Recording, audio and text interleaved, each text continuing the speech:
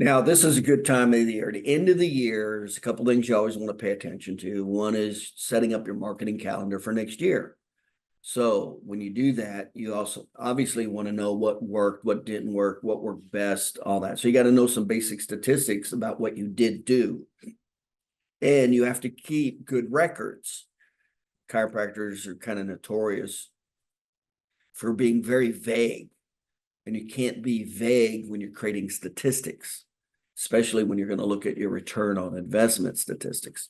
So we're going to pay attention to some statistics, and then you always want to put your marketing calendar in place. Now you can adapt it, modify it, shift it, whatever. But if you do not want to succeed in business, do not have a marketing calendar. Practices that don't do well do not have a marketing calendar, and they do not have systems. Those are the practices that do not succeed. The practices that succeed exceptionally well are very focused. They have a marketing calendar. They have training. It's in place, and they follow it. That's how you succeed at an exceptionally high level, knowing exactly where you want to go, and then plotting the course to get there. It's not going to happen randomly. So your marketing calendar. The other thing that you always want to pay attention to at the end of the year are goals.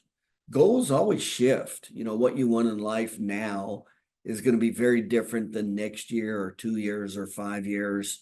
It changes dramatically, not just with age, but with income.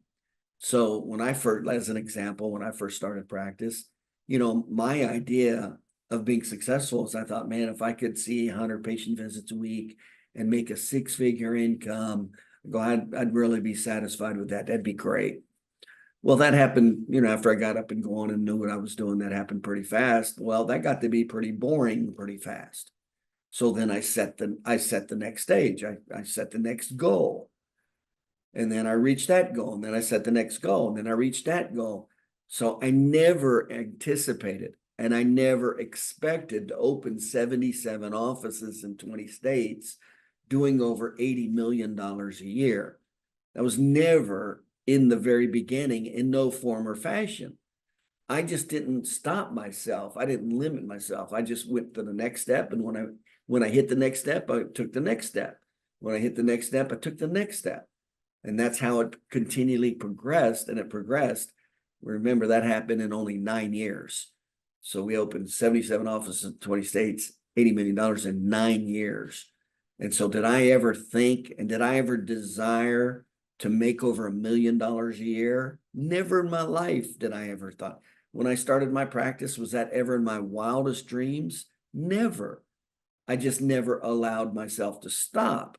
And so I went from 100,000 to 200,000 to 500,000 to 1 million to 2 million. See, you just don't let it stop. You just don't inhibit yourself. When you reach that goal, you take the next step. Whatever it is in life, it doesn't have to be money. It doesn't always have to be money, although money creates a lot of components in life. Okay, so having said that, let's move forward. So these are the two things we're going to be paying attention to. One is the marketing calendar. And then actually next week, we're going into goals. And one of the things you need to do is not only goals for yourself, you need to put goals in place for your staff. One of the best things you can do is help your staff attain what they want in life. I mean, there's several components that create very loyal staff. That's one of the big ones. Okay. And we cover that when we go into all the different categories, when we cover staffing and hiring and training and all that stuff.